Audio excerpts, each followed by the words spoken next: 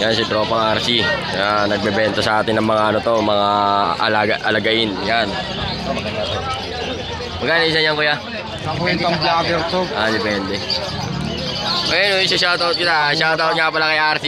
Yan. Shoutout sa Muntinlupa. Muntinlupa. Yan, iba-iba.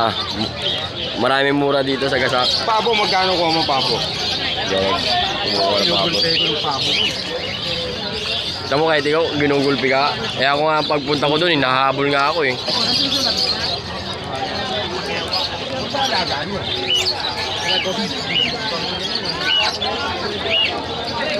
Dito tayo ngayon sa Ulo, Gasak. Mura lang dito bentahan ng mga alaga nyo.